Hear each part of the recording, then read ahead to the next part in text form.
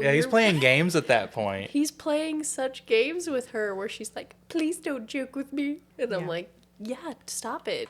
This girl is on the verge of a nervous breakdown. Welcome to Holiday Film Countdown. I'm Jamie Walter, and today we are going to Budapest. That's right. This film is The Shop Around the Corner, our 35th ranked holiday film. Hello, I'm Tim Walter. This classic holiday tale of secrets and misunderstandings delivers. It's The Shop Around the Corner, and you've got mail. Our first guest is Brett VerVoort. Hello, Brett. Please let us know what you're drinking and give a quick thought on The Shop Around the Corner. I am drinking a crisp Coors Banquet today, Jamie, and my thoughts on Shop Around the Corner, a delightful film about gaslighting. Okay. All right. And our other guest is Derek Kopswa. Hey, Derek. Welcome. Please let us know what you're drinking and give a quick thought on the film. Hi, how's it going? I'm Derek, and I am drinking a Satsuma Rambler. It's a very wonderful drink, and I think that this is my favorite hostile work environment movie ever. Excellent. Yes, and I'm drinking a Mighty Swell, which is a spiked seltzer. It's pretty good. It's the Rocket Pop flavor, and it's my first time having it, and I'm really enjoying it. My quick thought on the movie is it probably wasn't meant to be a rom-com, but to me it was a rom-com. And I'm drinking also the same as Derek, a Rambler Satsuma. And I'm going to tell you why it's ranked where it is in the countdown. It's actually an excellent movie. It just didn't have the whole Christmas flavor the whole time. And that tends to bump them down a little bit. But very good movie. We'll get into it, though. What's that word for when something isn't secular? This felt like a secular Christmas movie. Especially for an older one. Yeah, for sure. Yeah. I think that's why it stands up so well, because it's not quite so preachy about Christmas. Yeah. It's about sales and love during Christmas. It's about capitalism, Christmas under capitalism. Yeah, The Shop Around the Corner was adapted from the Miklos Lazos play entitled Perfumery. Samson Raphaelsson wrote the screenplay. It was directed by Ernst Lubitsch, and he was a 3-time Academy Award nominee. The Shop Around the Corner was released in 1940. Though set in Budapest, Hungary, it was filmed at MGM Studios in Hollywood. Margaret Sullivan and Jimmy Stewart are the stars of this one, while Frank Morgan is also prominent, very prominent. We will discuss these actors and some others later. As Jamie mentioned, it's adapted from the play Parfumery. So was 1998's You've Got Mail. So basically, this is the original version of the rom-com, as mentioned earlier. Mm-hmm. So, Brett, what's your history with The Shop Around the Corner? Have you seen it before? No, this is my first time watching it. It was a really cute movie. I didn't know anything about it going into it, but I enjoyed the cast of characters, some of which showed surprising depth for the time, I think, because I think when we think of older films, we tend to think of them as being sort of, maybe the characters is a bit more two-dimensional, but there were some real moments in there where I was like, oh, this person's really going through it. Right. Yeah. Yep. And Derek, what's your history with this one? Same thing, first time watching it. I used to love watching older movies a lot more frequently, but this is just one that slipped by. I did just see You Got Mail for the first time 4 years ago. Okay. And you picked up on that pretty quick as you were watching. Yeah, I was like, wait a minute. These beats and this trope feels like something I've seen in the last 4 years. This was also my first time to see this movie, although I had heard a little about it. I knew it was similar to You've Got Mail, but I haven't seen it before. Yeah, I actually saw it this past holiday season. I was under the weather, and so I didn't watch it fully. But I got the beginning, and I got part of the middle, and I got the end. So I knew it was So happening. you got 2/3 of it. Pretty much. I will say You Got Mail, I think, is a much meaner movie than this one. Because he's like a CEO who just shuts down her business. He's like, by the way, Yeah, they're in everything you want. competitive businesses. Yeah. And this one, he's just like her boss, which is Yeah. still bad. Yeah, but he's not trying to take away your shop. Yeah. Right. They were rude to each other, but he wasn't trying to totally cut her down, right? Yeah. Out of life. It's hard to love a romance story about capitalist CEO shutting down a small business. Absolutely. Yep. So this is a much more woke movie is what I'm saying. Yeah. From 85 years ago. Got you. Yeah, from 1940. Okay, well, let's go ahead and watch the trailer now.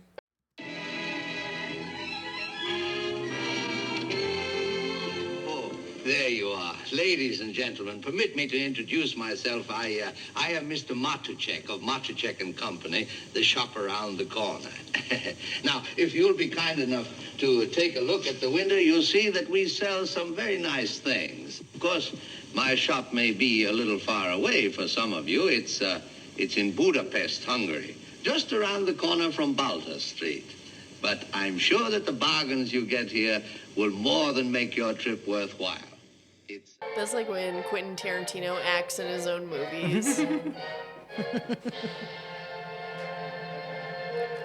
From the director of Ninochka, Ernst Lubitsch. Famous auteur, Ernest Lubitsch. That's a hell of a name. Yeah. I definitely feel like when he was selling points of the movie, he should have definitely been like, and we got some nudity, and it shows them calves. And for the ladies. Hey, context. sex sells in the 40s. It's well, I mean, it's like making trailers during those days was such a different animal, right? Because you're having to manually cut the film and things and place it. But I feel like some of the selections they did for the different actors they were trying to showcase like weren't the best representations. And like even if I saw that trailer, I'd be like, so what's the movie? Yeah. Yeah, it was interesting how it started off. It almost sounded like a commercial for the store, right? Yeah. It's like where in my store you can get a $3.50 item. I don't know what For he said it was for $3.48. $3.48. 2 pennies less. Right. But we are the shop around the corner. It might be kind of far because we're in Budapest. So they definitely did this in theaters because I don't think TVs were as mainstream as they were like 20 years later in houses. So it was almost like movie trailers were like a QVC episode or something, like the Gotcha. trailers before the movies. Because I've seen a few like that, especially where it's like the producer or the director being like, and here's that scene where this is going to happen. So totally forgot about that style until we started watching that. But here's the thing. So I have to imagine, right? I'm in the chair. I'm eating my popcorn. This trailer comes on. I'm worried about wartime. It's 1940. We're in the grips of World War II, or about to be. And so I'm just like, I hope I get some free dishes out of this. You know what Yeah. I mean? They could have just said this movie was in Philadelphia and I would have believed it. I didn't really notice a strong Hungarian presence. Just some of the names, really. Really, yeah. Some names and some accents of the customers. Yeah, but you're because right. most of the setting was in the shop, right? I mean, Right. we didn't- Yeah. So they It was could have almost like said not it even- anywhere. Yeah. Yeah. I don't know if it was because I have not read Parfumerie, but maybe they were Right. trying to keep it in line with the original script. And I think there's something inherently romantic about being like Budapest, Yeah. Hungary. Yeah. And maybe Ernst Lubitsch has a Hungarian connection or something. Yeah, like the French Connection. So we do this for every episode. And I think it's the best trailer we've seen. Oh, really? I do. Because they usually just do a mashup. This Yeah. is actually going to work, pulling one of the stars aside, bringing the director in, and speaking, like Brett said, breaking the fourth wall. Now, I don't know if this was common, so for its time, it may not be special. But when I stack it up against some of the others we see, it was more interesting, even though it really didn't tell us about the movie too much. Right. Well, I mean, weren't you saying, Derek, earlier that it was kind of the time that this is the way they sold their movies Yeah. because it was a theater? It was definitely more of people narrating what will be happening, and sometimes there would be like a modern trailer, like here's a plane crashing, and it'll just be two people talking, like, "Yeah, I said I shouldn't go to war, but I'll have money when I come back and be with my baby." And then it's like, and then there's more war, and then more planes. That was very typical, but I have seen like Alfred Hitchcock especially do that QVC pitch. That direct to listener. I think it's interesting though because it's like the art of the movie trailer has definitely changed, and I don't know how you guys feel about like I like a movie trailer that gets me excited about the movie but also doesn't give me The whole plot thing. of the Everything. movie. Give me the vibe of the movie. Give me Right. the vibe of the movie, and in that case, I feel like it didn't give me too much. But then again, I'm like, I have no idea what this movie's about. But you would have gone because Jimmy Stewart was in it. I would have gone because Jimmy Stewart is a tall hottie, and He's yeah. so lanky too. Like he looks like a skeleton in a suit. Yeah, but that would have done it for me in 1940. Yeah, for sure. Okay, and we are going to get into some older films as we move through the countdown, so we'll see if that's the standard for trailers. Thought you were gonna say the standard for men's bodies. Like, see if they start bulking up in 45. They might. This is wartime. All right, let's go inside the numbers. So the Shop Around the Corner grossed $42,000 at the box office, which is $950,000 in current dollars. And I don't really know how to relate that yet to other films. Like Brett mentioned, we were about to go to war. War was happening, and it was $7,500 or $162,000 current for the rights to Parfumerie, the play, which the film is based upon. So that's a pretty steep rights fee for those times. This film came in at number 28 on the American Film Institute's top 100 passion films of all time, and 58th on the BBC's 2015 poll of best American films of all time. So pretty high stature with the Brits. And The Shop Around the Corner has a 4.2 out of 5 on Letterboxd. Nice. Very, very high. And we'll give our own reviews and scores later. Yeah, I don't know what the metric is, because like now the funding for films is so high, but the fact that this was close to the equivalent of $1 million for the time, even though that is a really steep fee for the rights just to make the movie, I think it's pretty impressive that they got like almost $1 million. It was a big deal back then if something made $1 million. Now it bombs if it makes $1 million, I unless know. the budget was $10,000. Yes. Right. Yeah, now we're looking at baseline 30, 40 million minimum to be considered successful theatrically. Now, critically, that could be different, but they're usually shooting for 100 million when they make a movie now. Yeah. Because it's going to cost 40 to make, sometimes 60. Then you double the budget with marketing. Yeah, it's a big game. So again, going back to these older ones, it kind of changes our scale a little bit. We're used to talking about some of these other movies that were in the 40s that bombed but did 60 million. Right. But that was a bomb. So Yeah, but I mean, like, I'm trying to think too, because I don't know what unions were like at the time. So I'm like, apart from Jimmy and maybe the actor who played Mr. Matacek, the Wiz, I can't imagine what these other actors were paid. I feel like the female actresses would have just been paid in a pack of Lucky Strikes. Like, you know what I mean? How do we feel about this movie getting us into the holiday spirit? After all, it is a Christmas countdown. What do you think, Brett? I mean, to echo the sentiments of some of the other people here, it wasn't overly Christmassy. There were a few Christmas displays and like references to Christmas, but it wasn't, if we think about like the values of Christmas, where it's like about community and like friendship or like bringing people together. Like, I feel like that essence of it, you know, the people that are like, Die Hard isn't a Christmas movie. It just happens during Christmas. Like, I feel like you could make the argument for that as well. For this movie, just because the sentiments of Christmas and the feeling of Christmas were not part of this movie so much as the other interpersonal relationships were. Yeah, I agree. In fact, we didn't really see any Christmas decorations till we're almost halfway through the movie, right? And then they're decorating the store with their little Christmas tree. Again, it might be a part of the times. I mean, it wasn't so commercialized, right? Christmas back then. It was more, but they did talk a lot about the dinner parties, but they weren't necessarily saying Christmas parties. So it wasn't a whole lot of Christmas. yeah, no mistletoe, no eggnog.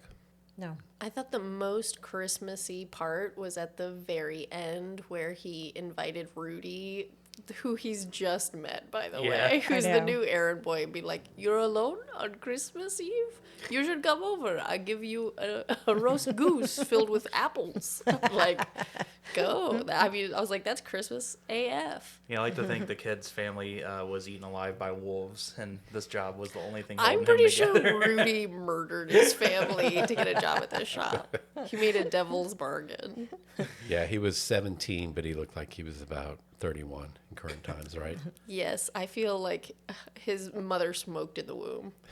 Well, yeah, they probably all did back then, right? I mean, that's healthy. That's doctor's orders. Back Yeah, then. right. Make them less hysterical. Smoking with the doctors, right? Yeah, there was snow. There was snow. Good snow. They I did feel like there was more joy than Christmas joy, Okay. if that makes sense. You want to explain a little or not? I mean, More like, joy it than just, Christmas. I just joy. feel like there was that like warmth and happiness. Okay, And like everyone was like, everything was pretty positive by then, even though there was like You're right. very dark moments. You're right. You're right. And ended on a really good emotional high note, but it still didn't feel like Christmas motivated that. Other than them Right. having a great sales day on Christmas Eve. Right. That feels like that's the most influence. Yeah, I think I agree with that. With the Christmas shoppers coming out. That's the most we've Yeah. seen other people than the main characters, other than the diner scene. Yep. You're right.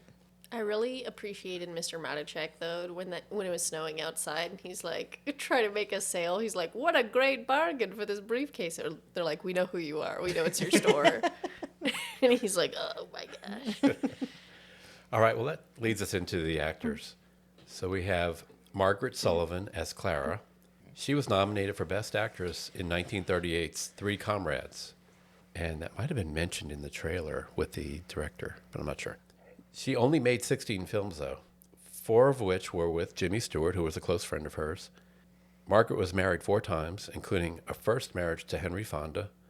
She retired in her early 30s, and she died tragically at the age of 50, and it's barbiturates related. So even back in the day, and they don't know It was hard. the total motive or the circumstances. I mean, she had 4 marriages. That put me to pills. She's got to get something with all that divorce money. I mean, it's the Hollywood machine then is so infamous for so many bad reasons. So I feel like the fact that she retired in her early 30s, which is still quite young for a woman, and that she didn't continue to act after that, and that she had 4 marriages, which were probably not easy marriages. Yeah. Could And have back probably then- been like industry people too. Yeah, then you were tied to your studio back then. So you'd have a contract, and every film you made was through that studio. Mm-hmm. And they would say, okay, you're going to do 2 a year. It's kind of like a record contract in the 80s. Yeah. So you'd sign a big deal, and you were captive. They still have, I think, some sort of a system like that, but they're okay with you like going outside to other studios That's true. between movies. They'll if do a it's good Netflix deal or- for 5 films or whatever. Yeah. Yeah, that's true. And that's why we thank our beautiful union. How do we think she did in the film? She was good. She talked really fast. I feel like everyone did. Yeah. True. I was like, wait, is this film sped up, or is this the way people spoke back then? I think, I mean, like a lot of films of that time, I feel like were really quippy, right? It's all about those one-liners. It's about that banter. It's about that back and forth. And with that, there has to be a certain rhythm. And so sometimes that creates this sort of artificial, sped-up quality to the dialogue, which, like, performance-wise doesn't feel real. Like, it doesn't feel like a grounded performance. Right. There was one moment too that I commented on when we were watching where she's like reading the letter and then she's making fake reading sounds where she's like, "Do you see this? Vivacious." And then he said this. And I was just like, who reads like that? That was radio-ish to me. Yeah. Yeah. Which we were just coming out of radio. Yeah. So you had to get all the words in quickly because you couldn't show it. Yes. Maybe. Yeah, and also like a lot of actors too were trained in vaudeville and were trained like on the stage and things like that. And so, you know, going from stage to screen isn't always like a one-to-one because you have to be bigger in theatrical performance than you do in film performance because the camera picks up everything.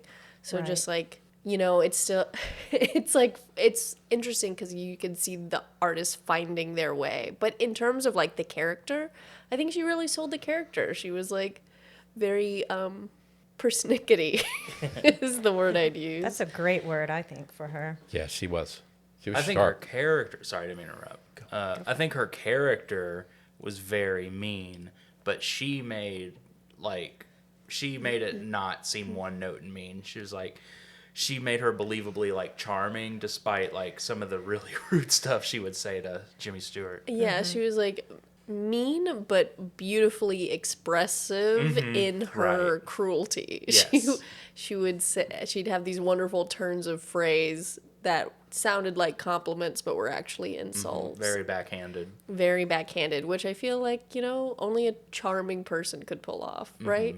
Just Right, because she seemed so innocent. Like she was totally did not realize that he was the man behind the letters, right? And so she was in her own head of, well, you might have this, but I've got this other guy. You might think I'm an old maid, but little do you know. She was so in her other world. You want to add to that? Here's my question Okay. to you, to everybody, honestly. That's why I made the gaslighting comment earlier. How, at what point do you think he should have revealed that he was the man in the letters? Because he didn't reveal it until the very end, which I know is very works for dramatic reasons. Correct.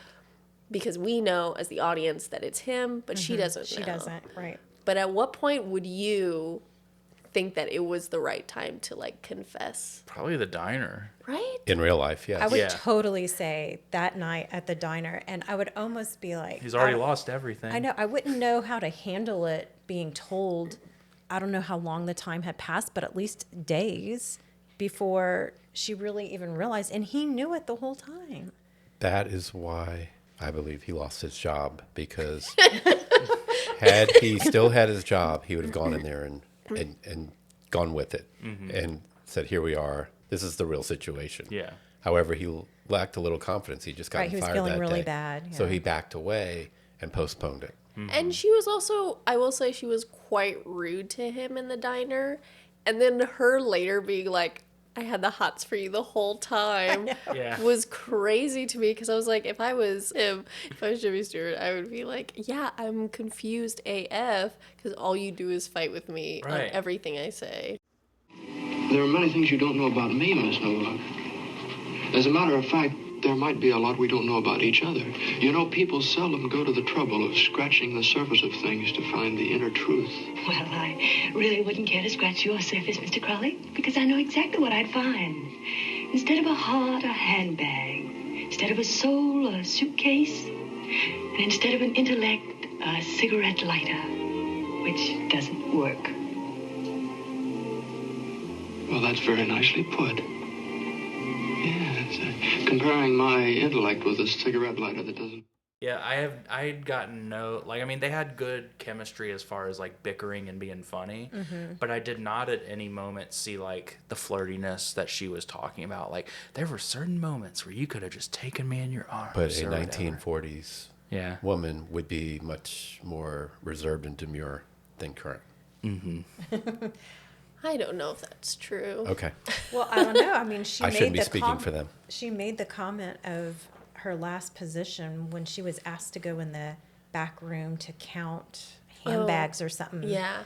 She was saying, you really want to count the handbags, but in my last position, leading to you wanted to Yeah. mess around or whatever in the back room. So I don't know how Okay. innocent people were, But then she was like, you're such a gentleman Yeah, because you're a you're not groping me up in this room. And I was like, is that flirting to be like, hey, Jimmy, the bar is the floor. If you're if you reached over here, I would not say no. I think You're like, the door is open. yeah, I feel like, I don't know, I feel like you have to be a little bit more blunt than that. But then again, not very demure. No. Right. All right, well, let's get into Jimmy Stewart. He plays Alfred. He's 5-time nominated and 1-time winner of an Academy Award for Best Actor in The Philadelphia Story, 1940. He was an Air Force pilot who became a major during World War II. He's best known in our holiday film countdown for It's a Wonderful Life. We discussed him a little bit, but how did he do here, and what do you all know about him? I know him from Five Will Goes West as the voice of the cat. Or maybe not the voice. He was the voice of something in that. That was my first exposure to him.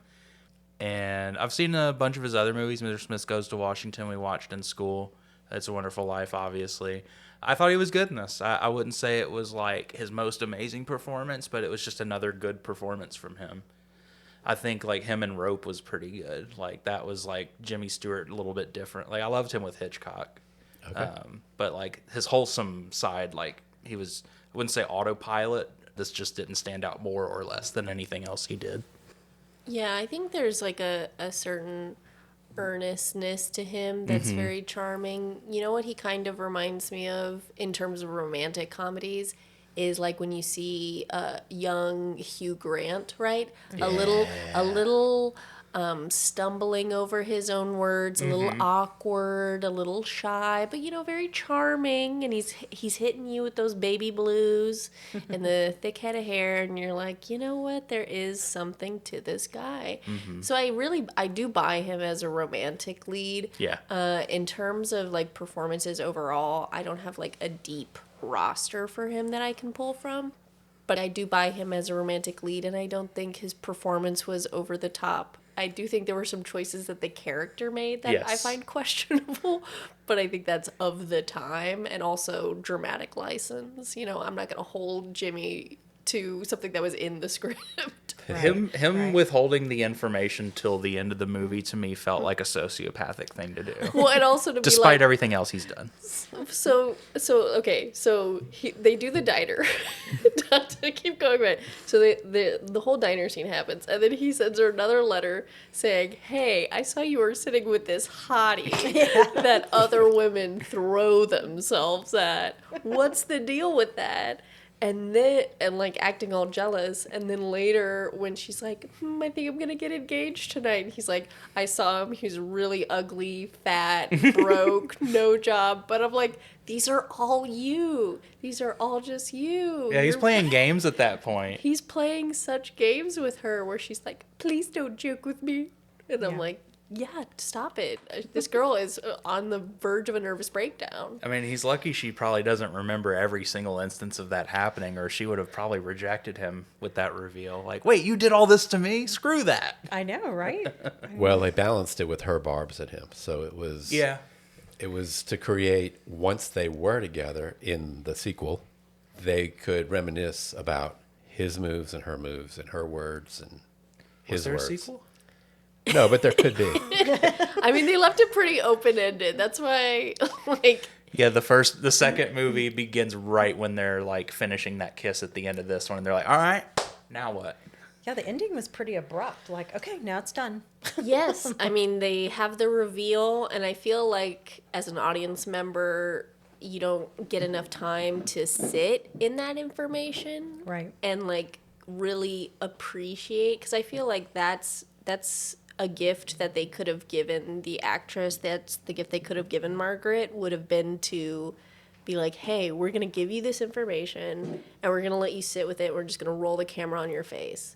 You know, that would have been such a gift to her. And I feel like they deprived her of that because she was like, you know what? I don't know how I feel, but actually I'm pretty happy. And that's it. And I was like, that feels like they cheated her. Yeah, at least an epilogue of them doing something together and then maybe reminiscing on a previous thing and just having a good laugh about it. I think, sure, it wouldn't have reached the high peak of, we're kissing, everything's great, love conquers all, credits. But I feel like for character stuff, they were doing so much character depth throughout the whole movie that I was surprised they didn't give us like a payoff for everyone. Yeah, and especially, you know, tying it back to it being a Christmas movie, you get them kissing in front of a Christmas tree, and then the snow falls just as they kiss. Where's the cinematographer? I feel like talking about a guy I need to shake by the lapels. I feel like, what was the vision board? We're like, we built the set and that's it. We just have the shop. All right, let's. Sorry. We have another main character. Let's discuss Frank Morgan as Hugo Matashek. We all recognized him immediately as the Wizard of Oz. Yes. And More like the Wigzerd of Oz. Uh-oh. This ridiculous hair I've seen. That's what he wished for. Yeah, I feel like in the Wizard of Oz, he plays this kind of overblown tough guy behind the curtain. And then he steps out and he's somewhat meek. Yeah.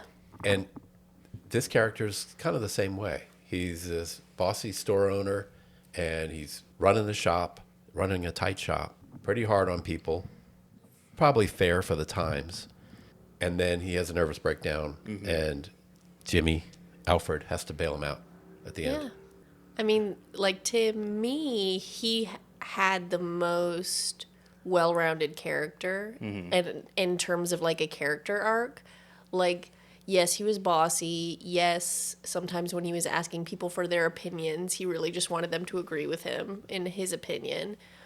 But you could tell he really cared about the shop. He really cared about his employees. He really cared about his relationship with his wife. And everything he did as a result of that was because he was a man who cared too much. And so I think in terms of like character arc, I think they gave him the most to work with. And he was the most entertaining person to watch for me just because he was able to have so much fun with the other characters. Were there any minor characters who shined for you all? Peppy? Peppy was great. He was great. I immediately thought he looked like a small Judd Nelson, mixed with a little bit of Joe Pesci. I loved his high-pitched His lady voice. Yeah, like, because at the end of every sentence, he, like, raised his pitch like he was going through puberty. And it was, like, almost every sentence, and it was so funny. Especially when he answered the phone. You know, it's like one of those things where you look at like someone who is 17 in the 1940s and you're like, you're 45. Right. This man is not a child. But also the way that the costume designer kind of dressed him, I don't know if you saw, but like the tie was very short. And then also his suit was like the hems of his suit was like too short. So it was like the suit he was in was too small for him. He had outgrown his clothes like kids often do. Yeah. If That's they what wanted it to was. sell him as, like, being young, they should have made the clothes maybe too big for him. Yeah, he had some great lines, though. What did he say? He's like, you see that girl over there? I'm going to be her Santa Claus. And then he just left. And I was like, what? That was our only Santa in this film, by the way. Yeah, the only Santa reference was from him. It's like, I'm going to dirty up her chimney and give her presents, boy, I tell you. Yeah, stocking stuffed. Sorry, so lewd.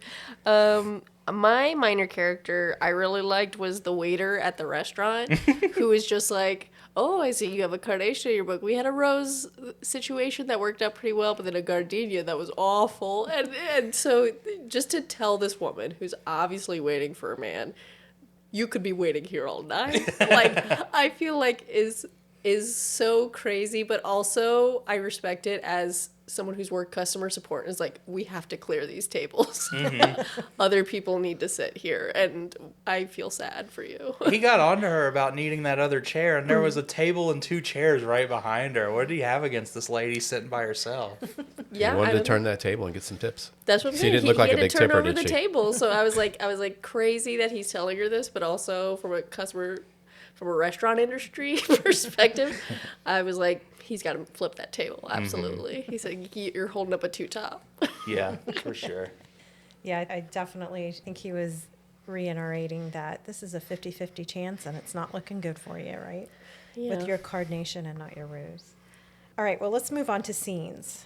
What do you think the most memorable or best scene in the movie is? I mean, I think for me, the scene where, like, the private detective tells Mr. Matichek that his wife's having an affair, and then we don't see, but we gather from the context that Mr. Matichek has tried to shoot himself, stands out only because it's so tonally different from the rest of this, like, lighthearted film, where it's like, oh, things have gotten really serious, and then, like, in that moment, too, we start to understand the reasoning behind some of Mr. Matichek's actions up until that point. That's 2 Christmas movies with Jimmy Stewart and suicide attempts. I just made that connection with It's a Wonderful Life. Yeah. It's a What dark. is it with Jimmy? It's a dark. Are you okay, time. Jimmy? Hey, the holidays have always been rough. The holidays are rough. Yeah, they can bring out some It's not a new hard phenomenon. times. Yeah, we mentioned while we were watching it, this movie really represents the seasonal depression. Yep. It really does. But, I mean, I don't feel like it totally hurts the tone, though. That's what's interesting is, like, that one scene. Because it does, like, at least have, like, that dramatic pull that, like, oh, some of the people you wouldn't expect, like, Peppy. Like, Yeah. such a minor character. Now all of a sudden he is super important and he has moved up in the story. Peppy, after that, going back into the store and just putting Master Check's business on blast in front of everybody was like a great shift back to the tone that we had before, and also crazy. I'd be like, I just hired you and you're telling everybody. Yeah, they had to go with that because it's a ground floor store, so he couldn't jump out the window. Had it been an office building, we wouldn't have needed the gun. You know what? Yeah, it was a real Chekhov's gun situation. I thought it was so funny in the scene when Jimmy's explaining how he came across the letter in the newspaper in the first place. He was bored and wanted to better himself, so he needed some new encyclopedias because he was going to read. But a man like himself could not afford new ones, so he was looking for an ad in the paper, and he happened to come across the letter in the paper. Do you remember that? Yeah. What did the letter say? I feel like I missed it. Like, you don't have to say it verbatim. It was a personal ad. Yeah, it was a personal ad. It was just a lady looking for a man, for and he like answered meaningful conversation. And it caught his eye when he was really looking for encyclopedias. Yeah, but then the reason he was talking about needing an encyclopedia, he's like, you want to better yourself, Yeah, he's find out bettering what's himself. going on with people in Brazil, and it's like, you're in Budapest. Like, what do you have to do with the interworkings of the Brazilian people? Also, when I want to better myself, I immediately just get on Wikipedia. Yeah. True. All right, so let's move on. Anyone have any quotable lines they want to recall? I can't think of a specific line, just more situations than like lines uttered. Like, it kills me that it was a plot point that she had to see his legs to see if they're bow-legged. And that was just so strange. It's strange that mattered so much, in my opinion. Like, I'll tell what you does it matter if you're bow-legged? Genghis Khan was bow-legged, and he fathered a people. And he was a hell of a horse rider, too. He was a hell of a horse rider, There you go. and he loved the ladies. Okay. So... Yeah, I don't know. So she was just trying to see if he's abusive and will be unfaithful. Okay. Yeah. Well, if that's the implication for bow-legged. Or Genghis Khan. Yeah. Okay, I do have one. He says, when they were discussing that personal ad, I just want a lovely, average girl. That's all I want. Yeah. Yeah. I thought that was kind of sweet. He was like... Very quaint. He was also saying, like, if she's too beautiful, what's she going to do with me? Yeah. He was like... and his friend was like, oh, so you want her ugly? Or, like, she can't be pretty because she's so deep. Which is, sadly, I feel like still people think that way where, if you say a girl has a nice personality, they're like, oh, so she's, like, overweight. Right. You're like, no. Or not attractive. Yeah. Yeah. You can't have it all, right? Yeah, I you mean, can't- basically, it's going back to that. You can't have everything. Yes, you can't be a pretty, thoughtful, deep woman. Exactly. You're one or the other. Yeah. All right. So the moral of the story or the main character arc. I mean, we talked a little bit about this earlier, about the character arc. What do you feel is the moral of the story? I think the moral of the story is having faith in other people, and maybe that, just having faith in others, because I think if characters in the story had trusted each other more or had been more communicative, then some of the misunderstandings wouldn't have resulted in, like, the situations. Like, Mr. Matichek wouldn't have fired Alfred if he had gotten more context, but because he was, like, making presumptions, he fired him and alienated him, and that caused Alfred to not confess himself at the dinner, and so all these other things would have happened. But also, if Alfred's character and Clara had trusted each other more and been more honest and forthright with each other, we could have enjoyed seeing more aspects of their relationship rather than just, like, enjoying the very beginnings of it at the end of the movie. And I feel like they would have been immediately on a better path with each other at the beginning if she was honest about, like, her intentions with the store. Because I feel like that created already, like, a seed of she's untrustworthy because she lies about her intentions and stuff, and he didn't take her quite as seriously because she tried to dupe him. Oh, yeah. She was acting like she was a shopper, right? A consumer coming in, but really she just wanted a job. Yeah, you're right. Not saying that's, like, such a, like, it's a criminal offense or anything, No. but it did definitely, like, hurt his idea of her from the very beginning. Yeah, he even mentioned, why didn't you let me go through the whole spiel? Well, it's also tricky because I think it was like they weren't advertising for a job. They were just saying that there was a sale happening. So it's like, how would you approach that situation to just be like, hey, I want a job? Or you're like, oh, it seems like you're really busy. Maybe you need extra support. So I think she was trying to feel it out. Right. So it's like, yeah, well, maybe she felt uncomfortable asking, and clearly, for the times, you can't be a direct woman in 1940. Right. Be like, hey, I need a job. Right. I also like the reverse psychology of her getting in that argument with him, with the boss behind. Because I was like, oh, that's a great way to get hired, is like have a friend argue like, I know what my boss wants. And the boss will be like, wait, I know what I want. And it's that person, because it's like contrarian. Yeah. Right. It's a setup. That's perfect. Right. Yeah, it was. That's So how we keep that solve in mind. unemployment in America. There we go. You're on it, Derek. Yeah, undercover boss. Right. All right. Do we have any hot takes here? I think we've covered a couple, but any additional hot takes? I'd definitely like to see what became of the relationship, because it was very rocky throughout the whole thing. So I'm curious how long they lasted.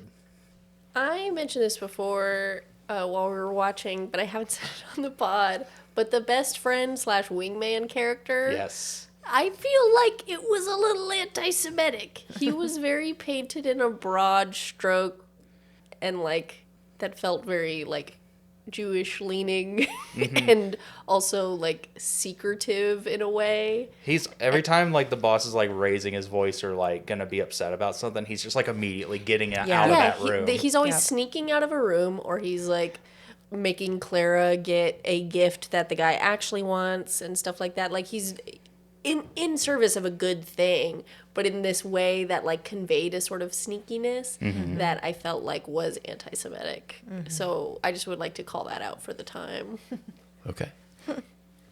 All right, well, that brings us to the parent guide, which there wasn't one for this film. It wasn't rated, but I would say G.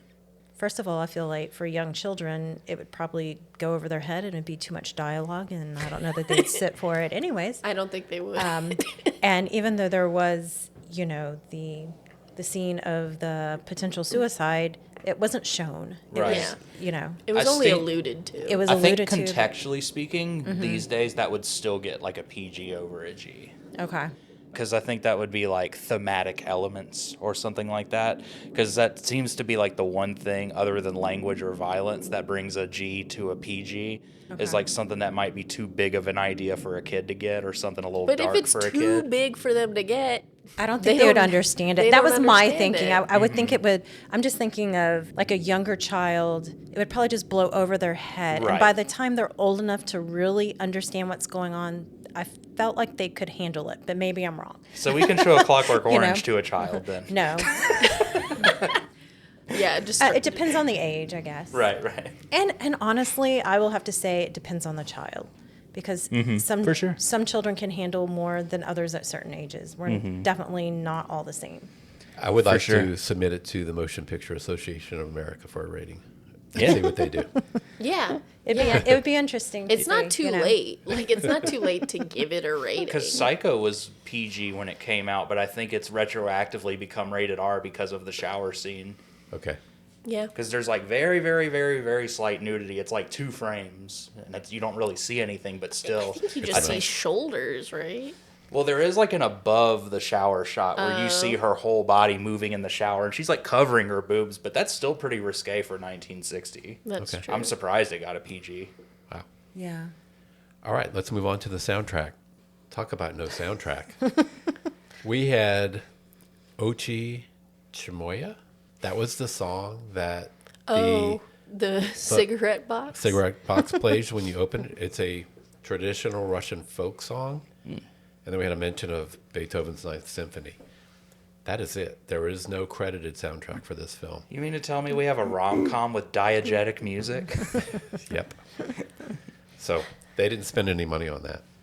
Yeah. I Definitely. mean, this whole movie saves a lot of money because, like, they're mostly in a shop that could be literally anywhere. It's all dialogue, and they didn't pay for music. But then it's like, how do you know if it's a romance unless the music swells, unless they have a close-up shot of the male lead and flowers blooming around his face and a sha-la-la edit, you know? Right, for sure. You need that sense of romanticism to it. So it just felt like budget limitations, but I think that was to the detriment of the film. But then it's like, are we selling it specifically as a romantic comedy, or are we selling it as just a general, like, an ensemble comedy? Because I think if they leaned harder into the romance, or like, we're making this a great romance movie, then I feel like you need the soundtrack, you need the lighting, you need the sha-la-la edit. Even in 1940? Even in 1940, because love is love, and you can't tell me they, like, made, you know, like Clark Gable and all those things. You're telling me they can't make a man look handsome? You know, they can't give me a close-up shot of him looking wistful, yearning. I love it. Okay, well, Brett, let's rate this film 1 to 5 and tell me why you're rating it. And it's 4.2 on Letterboxd, and decimals are allowed. Okay, if I'm giving it a letterbox rating, I'd give it, I think I would be consistent with its current rating, and I'd give it a 4, because I do think there are, like, worthwhile performances in it. There are twists in it that I don't expect, that I didn't see coming. There is really smart dialogue in it. I think the things that are holding me back from giving it a 5 are just products of me being born in the era in which I am born. Yeah. And my unrealistic romance expectations. I have been brainwashed by Disney corporate. So for that reason, I have to give it a 4, and I can't give it a 5. But I think there were some really fun performances in it, and I think the actors did well. Okay. And Derek, what are you doing? Where are you going here? I would definitely rest on a 4. I slightly lean towards maybe a 4.5, but not a 5. I do feel like it's a movie that definitely set like a standard. Like, it feels like this story is iconic enough to be readapted. Like, you know, like Pride and Prejudice has like 18 versions. I feel like this is like one of those. So I would say it is a classic. I would have probably wanted a little bit more out of it. But that said, I feel like everyone had good charm. It was well shot for the most part. It didn't like try to be too big with its shots. All the actors were awesome. I think some music would have been nice and an epilogue. So that's kind of the stuff that keeps me from like really giving it like a higher rating. And some of the people, it's not like the best movie that they've been in that I've seen, but it was good. I liked it. Yeah, I'm going to go just a little under 4. Like, I want to go 3.75 or something. Yeah. Because it was really good, but there were things that I felt like it was lacking, really, like Derek said. First of all, I mean, I wanted the story to go farther. I wanted her to know earlier on that it was him that was wooing her with the letters. And at one point, I just kind of felt like, okay, enough of this. Let's get to the point. But I did feel like the acting was very good in it. Nothing like crazy, but it was good. Like, just a solid good. Okay. I don't know, though, that it was something that I'm like, okay, I got to watch this every Christmas season. Yeah, definitely. Like, one more thing I would have said, it could have been a little more Christmassy. That too. Even though I'm a secular person, if I'm watching a Christmas movie, I want it to feel like Christmas. I agree. First, I'll say this is the first film that multiple folks have said they would like to be longer. That's the theme is usually much Shorter. different. Yeah, for sure. I'm going to go with, I agree with Letterboxd. 4.2 is where it belongs. It's a classic. It's got the star power. It ages well for 1940. And I would watch it again eventually. I would watch it again eventually. Sure. Okay. All right. Well, then, Brett, would you recommend this movie to someone? And if so, who would you recommend it to? Ooh. I feel like I would recommend this to a theater undergrad just because there's something really charming about the way in which these types of scripts are written. Like I said, that banter, that back and forth, that rhythm that I think you see so often in romantic comedies, and also you see so often in like Oscar Wilde plays and things like that, that I think there's something to be learned from watching a movie like this, that I think that a young theater student might appreciate. Could I recommend this to a guy at a bar that I just like had a shot at Mickey's with? I don't know. I don't know if it would give him anything. I said, "Do you want to hear about a shop in Budapest?" Well, then do I have a yarn for you? I don't know. But I think to the rare soul that would appreciate this, I think it's worth their time. How about you, Derek? Would you recommend it? I would definitely recommend it to anyone who's into enemies to lovers romance. I feel like this is a good example of it. I'd already mentioned Pride and Prejudice probably being the most classic example of it. If you're into that, I think you'll like this as like a bite-sized experience of that. Because we all mentioned it didn't like seem to go too long with the story. Like it blazes past. How long was it? Like 90 minutes or under? It was 1 hour and 40 minutes. Yeah, it felt like it was like an hour and 15 minutes. So Yeah, I it feel felt like short. for a movie that short to move so fast, that's a high selling point to anyone who's into like classic cinema and is like, oh, it seems daunting. Do I want to watch a 40s romance? It's like, hey, it's funny. It's not the funniest thing ever, but it's a good time. Okay. Yeah, and I'm going to have to agree with both Brett and Derek on that one for sure. It's definitely worth watching. It's not something that, like I said earlier, I'm going to watch every single Christmas season that I feel like I have to get in, but I would definitely watch it again sometime, like Tim said. And I think definitely people into film and theater and all that could learn or just appreciate what it is, because it's definitely a classic. It's worth seeing. Yeah, I have some people to recommend it to. The prior guests who have said they love It's a Wonderful Life. Oh, yeah. They Yeah. would be a fit. For sure. It would be hard for them not to enjoy this film. So that would be my target audience that we've encountered in recent months. So, Brett, what is your favorite holiday film? What is my favorite holiday movie? What's your number one? Does it have to be a Christmas holiday movie? Probably, right? We're talking Christmas. Yeah, let's go Christmas. Christmas specific. Or Thanksgiving. Or Thanksgiving. Maybe New Year's. You can find one. Not Halloween. This isn't a Christmas movie, but this was like a limited sci-fi series that took place during the Christmas season. Okay. I think you can watch it on Netflix. It's called Happy, and I feel like I've seen this. Go ahead. Okay, it stars one of the guys from like Law and Order, SVU.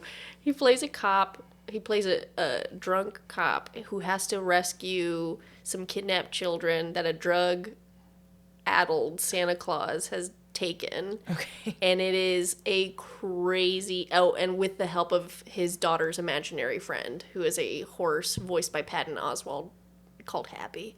And it is a crazy show. And I watch it every Christmas season because it's just a crazy time. But like in terms of a true holiday movie, I like The Holiday. I think Jack Black is underutilized as a romantic lead, and I think the people that complain about Jack Black as a romantic lead are fat phobic.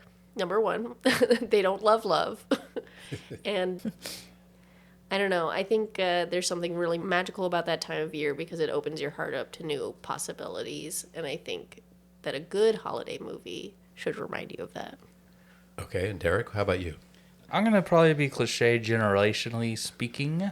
There we go. That's how you say that word. By saying Home Alone 2.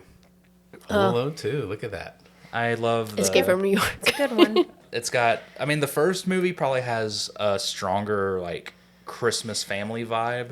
But I do feel like this one continued a lot of the themes of the previous one and really expanded upon them. I really liked that he found yet another lonely older person who they both helped each other in the long run. I like just him being in the city with all the money. Seeing New York be so Christmassy and fun instead of it being like a Scorsese grimy movie in the city. Christmas in New York. Yeah. Can't beat it. Yeah. Okay. I love it. We have some Home Alone 2 apologists coming up in a future episode. Oh, awesome. We'll go, yeah. And if we're going with horror for just an also ran, I will say Santa's Sleigh, which has Bill Goldberg as Santa, who has only been good for the last 1,000 years because he lost a bet, a competitive bet. And this is the end of the 1,000 years, so he's back to killing people. And it's very funny. Like, the whole thing has a very campy tone. And he's just a big jacked wrestler, so just a giant hulking Santa. In terms of so fun. Christmas horror, too, the original 1970s Black Christmas is also really fantastic and worth watching. That was one of our honorable mentions, and it will be in our horror film countdown. Nice. I don't recommend the most recent Black Christmas from 2019. I didn't see it, but everyone said it was horrible. The one from 2006, I saw it and friggin' loved it. I saw it so many times in theaters because I was working at one when it came out. That one I think's fun. Okay, well, we included the 1974 version in our honorable mention episode. Awesome. Nice. So, Brett, is there anything you would like to promote? Business, socials? I would like to promote Paramount Theater and also the Moon Tower Comedy Festival, of which I will be participating as a stand-up comedian. It's a fantastic fest. It's gotten bigger every year, and the headliners we have coming this year are so exciting. I think it's definitely worth your time. Great. Sounds like fun. All right, and you, Derek, is there anything you want to promote? I would just promote checking out my Instagram or my TikTok. They'll be listed in the episode. We'll put them in the show notes. Yeah, in the notes. I do stand-up comedy. I have pretty silly reels, and I am awesome as a person on comedy shows, and you should just watch me. Yeah, I'm great as a person. Just knowing me makes your life better. What a gift. And we know that now. Oh, and if you've been filling gaps in your life, I will fill them for you. That's awesome. Take that however you want. Please come see me. All right. He's married. I love how you threw that in.